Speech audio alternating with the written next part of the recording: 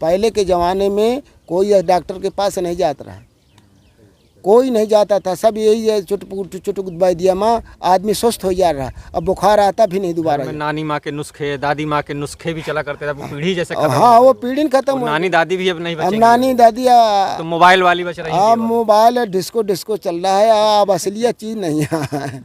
फिर धीरे धीरे दवाई पिसाऊँ कुटाऊँ, लाख पिसाऊँ कुटाऊँ कतराऊँ, बनाते बनाते मैं च्यवनप्राश का फुल मिस्त्री हूँ। अरे वाह। च्यवनप्राश, पंचांग प्राश मैं सब बनाता हूँ। मैं 20-20 कुंटल बनाता था आश्रम में और सब मरीजों को खिलाता था। लागत भलेते थे मरीज का, बाकी बस सब मरीजों को तड़ंग कर देते थे। तब टीबी का इलाज रहा नहीं था, टीबी का इलाज हमारे महाराजे के पास था। दूसरी बात, यहाँ मैं दवा का काम करता हूँ। दवा का काम टीबी, दमा, सांस, खांसी, धात, मिर्गी, हार्ट अटैक, सफ़ेद दाग का ज़्यादा इधर मैं गारंटी, कोई विषय में गारंटी नहीं लेता। मेरे स्वयं सफ़ेद दाग का था। ये देखो, आपको दिखाऊं, ये सफ़ेद दाग है, ये दवा लगाया हूँ। पूरी गोड़ मेरे पूरे सफ़ेद पड़े थे, ये देख लो। तौर पर सफ़ेद दाग का जवान लड़की हो चाहे लड़का हो, मेरे मोबाइल नंबर ले लो, जितने नंबर हैं रजिस्टर दिखा दो, जितने पता भी पूरा बता दीजिए महाराज जी स्थान में आने के लिए। ये आश्रम स्थान जहाँ से आप आए मोटरसाइकिल लेके।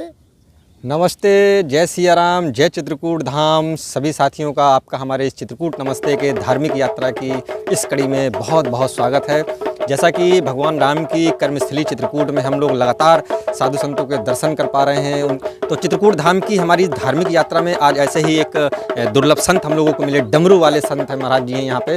तो इसके पहले भी आपने देखा कि कैसे महाराज जी कितने सुंदर भाव से ठाकुर जी के लिए जो है, ठाकुर महाराज जी के लिए वो डमरू से उनका श्रृंगार कर रहे हैं, उनकी आरती कर रहे हैं। तो ऐसे डमरू में क्या रहस्य है, डमरू से कब से वो आरती साधना करते हैं महाराज जी? डमरू से प्रेरणा कैसे मिली आपको, डमरू कैसे बजाने लगे महाराज जी आप? परमहंस महाराज के परंपरा, परमहंस महाराज की ऐसी महिमा है कि वहाँ सती अनसुईया, माता अनसुईया के द्वार पे डमरू ही बजता है।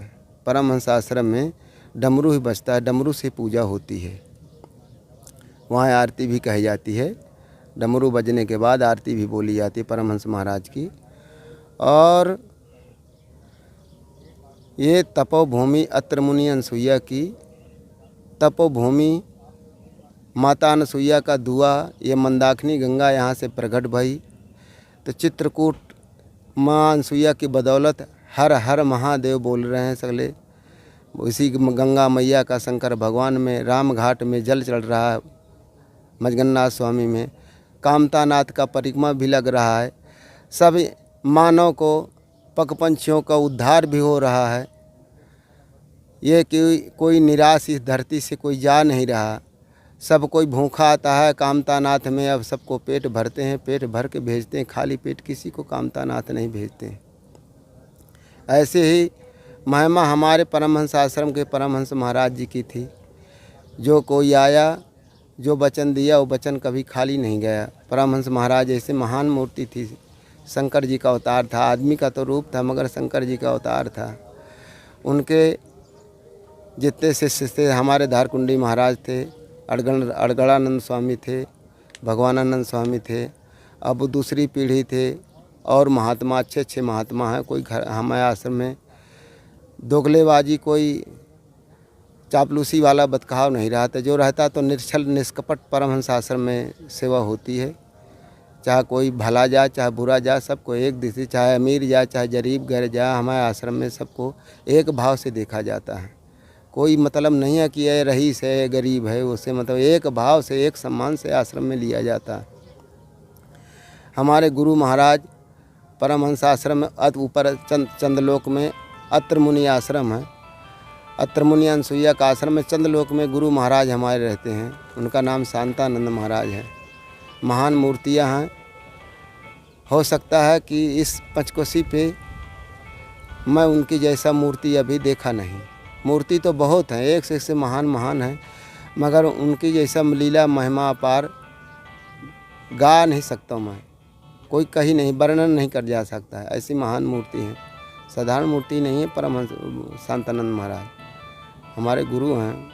उन्हीं के बदले इस बगिया पे पानी, बगिया लगाया 250 पेड़ इस बाग में, चित्रकूट में बाग लगाने के बाद पानी नहीं था। पानी में गंगा जी से यहाँ से 600 मीटर पानी पड़ता है मंदाकिनी में। वहाँ से घड़े में डब्बों में 15 लीटर के डब्बों में 2-2 डब्बा लेके सवेरे डमरू बजा के 4 बजे भोर में डमरू बज जाता परमहंस आश्रम में।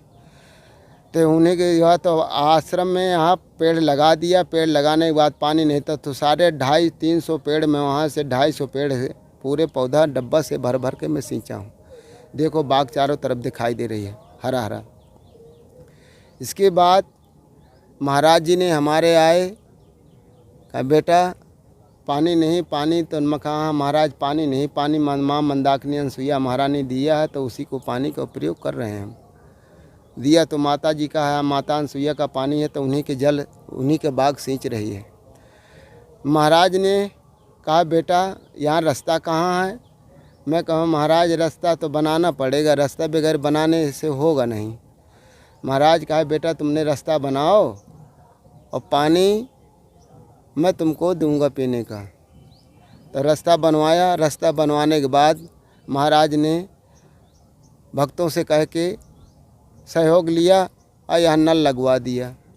नल लगवाने के बाद जब नल लग गया, बोरिंग हुआ तो बढ़िया पानी का हर हर महादेव हो गया। उन्हीं की लीला, उन्हीं की अपरंपार शक्ति है। तो आज पेड़ पौधे पानी पा रहे हैं। तीर्थ यात्री जो आते हैं वो भी पानी पी रहे हैं। महाराज हमारे बेटा तुमने यह मेहनत बहुत किया, अच्छे अच्छे पौधा लगा दिया तुम। बोले एक आया था वो टीवी में सारे मेरी मेहनत देखा, पौधा लगाते सींचते गर्मी के महीने में वो टीवी में घोषित कर दिया। मेरे को कोई पता नहीं था कि क्या महाराज ने टीवी में देखा कि बेटा तुम्हारा सीन मैंने देखा। कोई आदमी बताया भगत ने कि वहाँ बाबा ने इतने इतने मेहनत से परिश्रम से पेड़ लगाया। अब पेड़ लगते लगते पेड़ फल भी देने लगे। सब कोई फल खाने लगा। पपीते के पेड़ लगाए 30-40 तो बगैर पानी के समर नहीं लगा था तो पानी बिना पूरे पौधे सूख गए। बहुत पौधे सूख गए, कुछ पेड़ बचे। जब समर बाद में लगा तो जन का जान बच गई। अभी देखो अमरूद के फल फलने लगे। जो कोई आता है पानी भरने आए, पानी पीने आए, सब कोई 1-1 2-2 खा लेता है जितना हो सकता है। दूसरी बात, यहाँ मैं दवा का काम करता हूँ।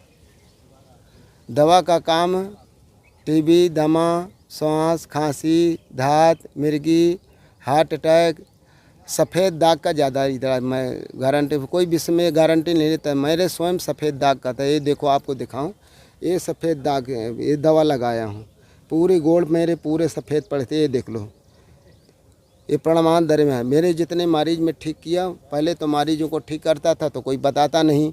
ठीक हो गया तो कहता कि बाबा को कुछ देने न मांगने लगे तो भेजा, बताते भी नहीं। अब मैं रजिस्टर बना लिया हूँ। रजिस्टर में जितने मरीज को दवा दिया, रजिस्टर में फ़ोन नंबर एड्रेस पूरा उनका। जब ठीक हो जाएगा तभी, पहले नहीं। जब ठीक हो जाएगा मरीज तभी। मैं अपनी दवा का पैसा नहीं लेता। जो मेरे पास दवाइयाँ नहीं हैं वो पंसारी के यहाँ से मंगा ले, पर्चा बना दो भैया, अपना जाए ले आओ। और जो मेरे से सेवा हो सका तो मैं अपना दवा दे दिया, अपना घर में बनाओ और अपना लगाओ खाओ। जो दवा उनके बनने वाली नहीं है मैं अपने हाथ से बना के देता हूँ। दूसरी बात, मरीजों मेरे रखने का रहने का जगह नहीं। देखो झोपड़ी डाल पा रहा हूँ। अब मरीज को मैं भर्ती रखता हूँ 2 दिन। मरीज आया वहाँ से तो चाहे कि दवा लेके चला जाऊँ तो दवा मैं मरीज को 1 किलो मिश्री बूटी खिलाता हूँ। दूसरे दिन 14 खुराक पान में दवा देता हूँ। ये परमहंस महाराज की अपार शक्तियाँ की दवाई हैं। या हम कहीं पुस्तक में कोई गीता में हम नहीं देखा है। ये परमहंस महाराज हमारे भगवानानंद महाराज के भगवान दवा बता देते थे। वो तो सवेरे कहा बेटा फलानी जड़ी ले आओ, वो मरीज़ ठीक होगा, उसके वही दवा से मरीज़ ठीक हो जाता था।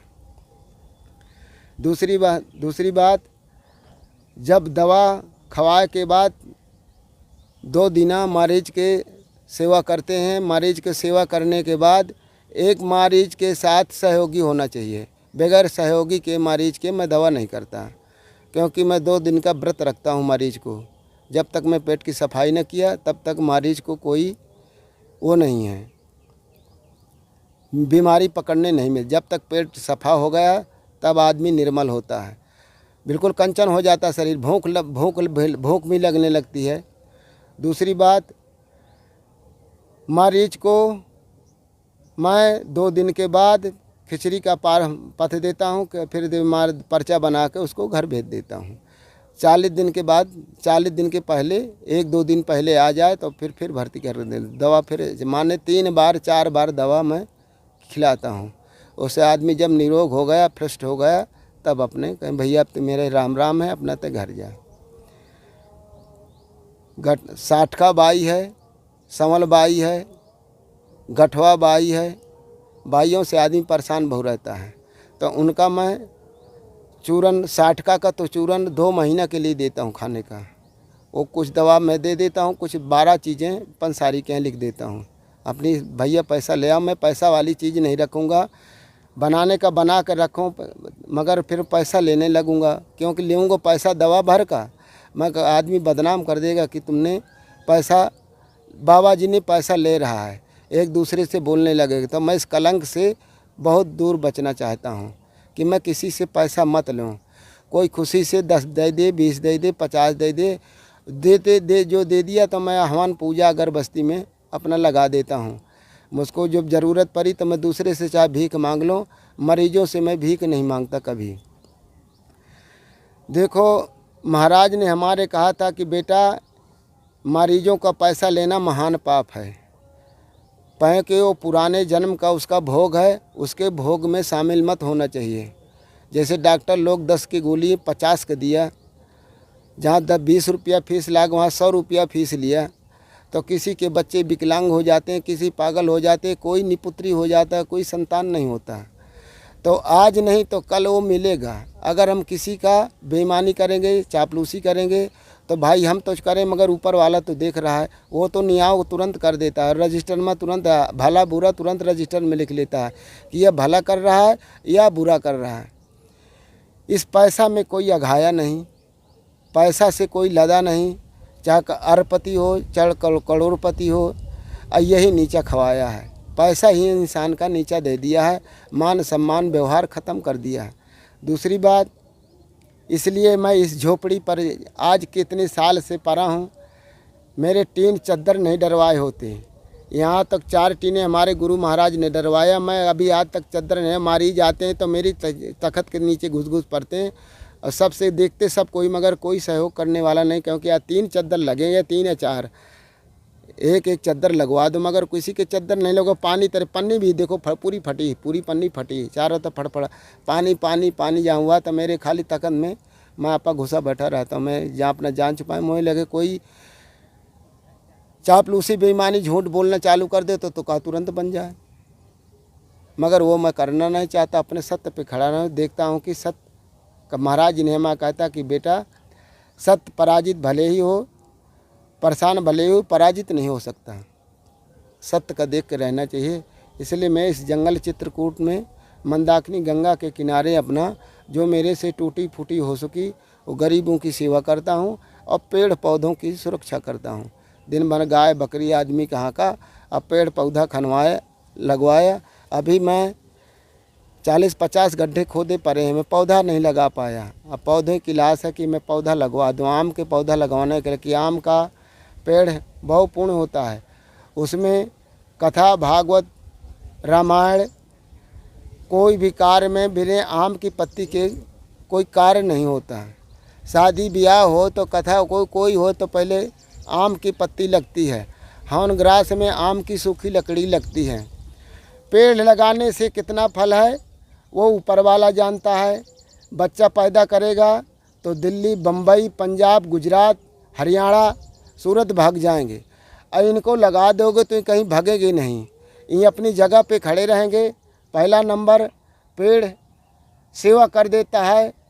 कोई घाम धूप का लगा आया तो उस पेड़ के नीचे बढ़ गया तो बिरछा उसका स्वागत कर दिया। दूसरा बात, उस पेड़ पे जो फल लगे तो पेड़ फल नहीं खाता, फल पहले मानो पंछी सब भगवान को भोग दूसरे को लगवाता, पौधा स्वयं फल नहीं। का न बिरछा फल भकै, न नदी न सींचे नीर, अपर स्वार्थ कारण साधु धरी शरीर। तो साधु को हमेशा पर स्वार्थी होना चाहिए, अपना स्वार्थी ना होना चाहिए, पर उपकार करना चाहिए अपने हम महाराज जी, पर्यावरण बिल्कुल सबको ख्याल रखना चाहिए और पर्यावरण में सबको सहयोग भी करना चाहिए। पर्यावरण का जितना ख्याल रख लें, जितना सुरक्षित रख लें, वही आने वाले भविष्य धरती के लिए और जीवन के लिए बहुत अच्छा है। महाराज जी, अभी आप जड़ी बूटियों की बात बता रहे थे, तमाम बीमारी की बात बता रहे थे, तो हमारी जिज्ञासा ये थी कि जैसे कि लोग अपने घरों में जैसे कोई बीमार हो जाता है तो बिना सरकारी अस्पताल, बिना रिपोर्ट के किसी जो टेस्ट होते हैं उसके रिपोर्ट के बगैर पता नहीं चल पाता कि कौन सी बीमारी है। तो घर में क्या ऐसे कोई आप ऐसा नुस्खा कोई बताएं, कोई ऐसा तरीका बताएं जिससे बीमारियों का पता चल जाए और उन छोटी छोटी बीमारियों को घर पे ही ठीक कर लिया जाए? तो क्या ऐसा कोई घर में खांसी बुखार जुखाम आई, खरसन्ना में कफ आया, तो पहला नंबर यदि कफ ज़्यादा आ रहा है तो काली मिर्च, पिपरी, सौंठ, ये छोटी मोटी बीमारियों का इसका जैसे चाय पीते हैं तो चाय के समय में उस काढ़ा को सुबह पहर 1 चम्मच डाल के 1 गिलास पानी में पका के उसको पी ले तो उसका खांसी भी दब जाएगा, पुराना कफ निकाल देगा, नया कफ उसके माए पड़ने नहीं पाएगा। बुखार के लिए हड्डी में जोड़ दर्द हो रहा है, ज़्यादा पीड़ा हो रही है, तो पिपरी जो होती है, पिपरी काली पिपरी होती है, छोटी सी लंबी लंबी, उस पिपरी को पीस के दूध में पका लो खौला के, और उसको दूध में खौला के उसकी मलाई साट कर दो और दूध पी जाओ तो हड्डी का बुखार छाड़ देता है। डॉक्टर के पास आदमी जाता है तो हलाल है, मेहनत कोई करना नहीं चाहता। हम मेरे पास कोई आया तो मैं गुरीज, चिरायता, नींबी का भेटुआ और नारी दमदरी, इसका तुलसी की पत्ती, इसका बांट के एक मिट्टी के चुकड़ी होती है ना, मिट्टी के चुकड़ी या कंडे में लाल कर दो, कंडे में लाल करके जब लाल पड़ जाए तब उसको थाली में धर दो, एक ढकने वाला कोई डब्बा वो हो स्टील का, तो उसमें तो वो पावा 1 पाव जैसे घोल बनाया पीस के, बिल्कुल बारीक पीस के, उसी का थोड़ा नमक डाल दो और उसको डाल के उसमें तुरंत उसमें डालो तो खलभल पकेगा और तुरंत मूंद, जहाँ खलभला लगे तो तुरंत उस पर ढक दो तो उसका काढ़ा बन जाएगा। बलका, जहाँ बलका बन गया तो उसको बलका 4-5 कुल्ला पी ले और जो उसका छान बचे तो माथे में लगा ले, नाखूनों पे लगा ले, तो बुखार 3 दिन के पीने से बुखार संधि छोटी मोटी बीमारियों को नाश कर देता है। किसी भी उम्र के लोग ऐसा, कोई भी उम्र का हो, महिलाओं, महिला हो चाहे पुरुष हो, चाहे जैसे 4-5 साल लड़का तक पिया सकते हो, जैसे 5 साल का लड़का है उसको पिया, इसके पियाने से 3 दिन में बुखार ख़त्म कर देगा। मात्र 3 दिन पीना पड़ेगा तो हड्डी से बुखार छोड़ दे। मगर ये छोटी आयुर्वेदिक जड़िया करत को है, गोली सीधे कैप्सूल खा भागत है, वही मेहनत ना करंग पर भाई। गुरुज लाओगे तो ढूंढोगे, नींबी का भेटुआ लाठी लेके टोरंग परी तो मैं लाठी उठाई तो मेहनत पर गए, लाठी लेके टोरंग परी। नारी दमदरिए लेंगे तो खुरपी लेके ख्वादंग परी तो वह मेहनत होगी वही का। तो कहीं का करें क्या, चलिए अस्पताल चला जाए, दवाई करा ला जाए।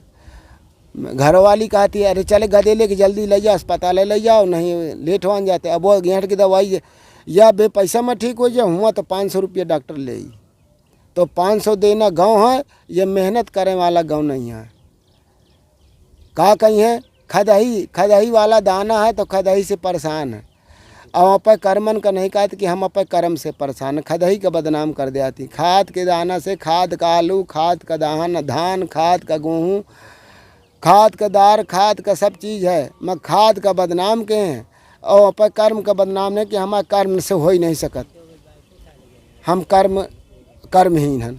नहीं मेहनत करे 4-5 दिन दवाई पियाऊँ, बुखार कैसे बीमारी हो। अस्पताल डॉक्टर पहले के ज़माने में कोई डॉक्टर के पास नहीं जाता रहा, कोई नहीं जाता था, सब यही है चुटपुट दवाई दिया माँ आदमी स्वस्थ हो जा रहा, अब बुखार आता भी नहीं दोबारा। नानी माँ के नुस्खे, दादी माँ के नुस्खे भी चला करते थे, वो पीढ़ी जैसे खत्म। हाँ वो पीढ़ी खत्म हो, नानी दादी भी अब नहीं बचेंगी। अब नानी दादी तो मोबाइल वाली बच रही है। अब मोबाइल डिस्को चल रहा है, अब असलियत चीज़ नहीं है।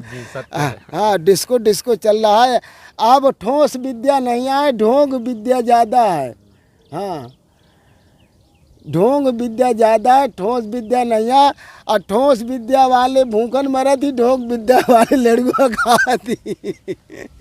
समय समय की बात, समय की बात। मौनी बाबा है कहा महाराज के मैं कहा यहाँ तुम वहाँ तुम शहर में रहती हो तो तुम्हारा चाहे सेवनार का, मैं तो जंगल में हूँ, यहाँ का मुँह लगेगा यहाँ फल फूल है। तो महाराज जी कितना समय हो गया आपको इन जंगलों में, कितना वर्ष बिता? मैं तो सन 83 में घर छोड़ा था, सती अनसुईया में महाराज के पास रहा था। वहाँ भंवरा आश्रम है, वहाँ अनसुईया जी में, वहाँ भी अस्पताल हमारा खुले, महात्मा रहते हैं, वहाँ दवा का काम करता था। हमारे एक महात्मा रहता था, शास्त्री जी थे, वो विकलांग थे पैर से, तो महाराज ने कहा था कि बेटा तुम इसके पैर बन जाओ, इसके पैर नहीं है, तुम दवा का काम। मैं बचपन में बकरी चलाता था गांव में, तो जंगल में रहता था। जंगल में हर पौधे की, जो जंगल में रहेगा वो हर पौधा का पहचानेगा। उनके पास पुस्तक थी, कहा महाराज लिखे रखे थी दवाई, कहा ये दवा जानते हो? मैं कहाँ जानता हूँ। फिर धीरे धीरे दवाई पिसाऊँ कुटाऊँ, लाख पिसाऊँ कुटाऊँ कतराऊँ, बनाते बनाते मैं च्यवनप्राश का फुल मिस्त्री हूँ। अरे वाह। च्यवनप्राश पंचांग प्राश मैं सब बनाता हूँ। मैं 20-20 कुंटल बनाता था आश्रम में, और सब मरीजों को खिलाता था। लागत भले लेते थे मरीज का, बाकी बस सब मरीजों को तड़ंग कर देते थे। तब टीबी का इलाज रहा नहीं था, टीबी का इलाज हमारे महाराजे के पास था। हर जिलों में कैंप पहले पड़ते थे। महाराज ने हमारे भगवानानंद भगवान थे, साधारण महात्मा नहीं थे। तो गरीबों की सेवा ज़्यादा करते, गरीब को ही भगवान, मरीज को भगवान मानते थे महाराज। हम भी मरीज जो आ गए तो हम ईश्वर मान के सेवा करते हैं, मरीज मान के नहीं सेवा करते। ये भगवान के रूप में आया, दर्शन दिया, इसकी सेवा करना चाहिए।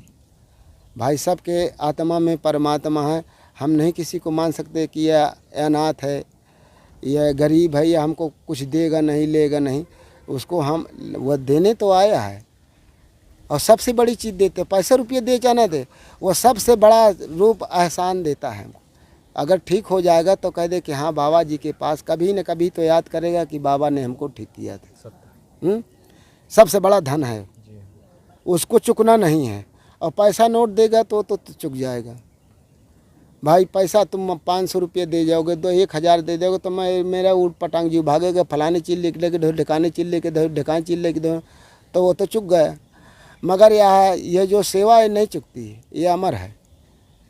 गरीब की सेवा, मरीज की सेवा, गरीब की या मरीज की सेवा, ये अमर है।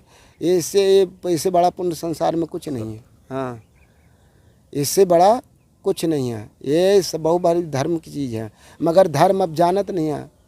अब तो छुरी टेटे धार निकारे बैठ की कितनी तक को मिले, काटिन ले सारे का दोबारा जाए न पाओ, रही न जा पाओ दरे से हलाल कह के छाड़ो, कच्चा न छाड़। यही चीज़ों से हम पंचे बहुत डरते, कलंक का बहुत डराई थे। चलिए महाराज जी, बहुत सुंदर बात आपने बताई, बहुत अच्छी जानकारी भी दी आप लोगों ने। निश्चित तौर पर सफ़ेद दाग का जवान लड़की हो चाहे लड़का हो, मेरे मोबाइल नंबर ले लो, जितने नंबर हैं रजिस्टर दिखा दो, जितने पता भी पूरा बता दीजिए महाराज जी स्थान में आने के लिए। ये आश्रम स्थान जहाँ से आप आए मोटरसाइकिल लेके, जैसे गंगा जी बाड़ी है तो राम घाट उतरे, राम घाट से पुल क्रॉस करके ज्वाला देवी मंदिर है नया गांव में, हनुमान धारा के रोड चले आएंगे। जब हनुमान धारा का रोड इधर का घूम जाए पूर्व का, तो रोड हॉस्टल के लिए लगी है। ये संगम आश्रम है, प्रयागराज आश्रम। प्रयागराज आश्रम के लिए रास्ता पूछ ले तो आगे बाबा घाट है। बाबा घाट से सीधे जब आओगे तब ये मेरी सामने कुटिया दिखाने ले, जब कुटिया के सामने आ जाओगे तो कुटिया के उत्तर साइड ये ट्रांसफार्म लगा बिजली का, इसी सामने बाग मेरी लगी है। बाग के सामने आज वैद्य बाबू के नाम से कोई पूछ ले, चाहे डमरू वाले बाबू नाम से, यहाँ के लोग तो सब बताते हैं, नया गाँव पूरा आदमी जानता है। यहाँ जानकी कुंड घाट में आएंगे, जैसे सूरदास भद्राचार्य जी की मंदिर से उतरिया है, घाट में आगे दुकानदारों से पूछें कि वैद्य बाबा के पास जाना तो तुरंत बता देंगे। यहाँ वैद्य बाबा के नाम से ज़्यादातर जानते हैं, और डमरू वाले बाबा नाम से। जी, तो महाराज ये फ़ोन नंबर भी अपना बता दें अगर कोई आपसे। हाँ, फ़ोन नंबर मैं दे रहा हूँ, 89 53 72 34 23। यह मेरा नंबर है, 89 53 72 34 23। तो यदि अगर आप आने में अगर यहाँ किसी तरह की कोई दिक्कत परेशानी हो तो आप महाराज जी को मेरे को फ़ोन कर देगा, फ़ोन कर देंगे तो वो आपको पूरा सीधा पता बता देंगे। और सफ़ेद दाग और तमाम हमने आपको बताया कि किस तरह की महाराज जी कैसे हो, चर्म रोग कैसे हो, चर्म रोग के लिए फुल गारंटी लेको कर दूँ। और ये महाराज जी की दुआ, मेरी दुआ नहीं है, ये परमहंस महाराज की माता अनसुईया के आशीर्वाद है। हमारे गुरु महाराज के मैं खाली करता हूँ दुआ दया, भगवान कामतानाथ के, गंगा मैया के, ये शंकर भगवान मजगन्नाथ स्वामी राम घाट में बैठे हैं, सब छाया सबकी करते हैं। ईश्वर का भरोसा मान के दवा करेगा तो तुरंत मरीज ठीक हो जाएगा। और अगर नाटकबाजी कर रखो तो अपने घर में रहा, मोह लगे काम नहीं है। बिल्कुल। और महाराज जी से जब आप बात करेंगे तो निश्चित तौर पर बहुत अच्छी मंदाकिनी तट के किनारे ही महाराज जी की कुटिया है, जो अभी धीरे धीरे सज रही है। कुछ यहाँ वृक्षारोपण के भी है, अगर आप वृक्षारोपण कुछ करवाना चाहते हैं चित्रकूट धाम में यहाँ पे, क्योंकि संतों की नगरी है, भगवान श्री राम की कर्मस्थली है यहाँ पर, तो अगर आप महाराज जी का कोई सहयोग करना चाहें तो उनका नंबर है, उनसे आप संपर्क कर सकते हैं, कुछ सहयोग कर सकते हैं, दान दक्षिणा कर सकते हैं महाराज जी का, और कुछ अपना जो भी इलाज हो वो भी आप संभव करा सकते हैं। तो महाराज जी और कुछ विशेष बताएं, कुछ जानकारी देंगे? विशेष जानकारी क्या भी है, मैं गरीबों की सेवा करता हूँ और पेड़ पौधों का पालन करता हूँ। अब यह भविष्य में ईश्वर क्या करता है क्या नहीं करता है वो राम प्रभु जाने। ये कार्यक्रम फिलहाल इतने ही तक का था। नमस्कार। श्री सीताराम, श्री चित्रकूट धाम।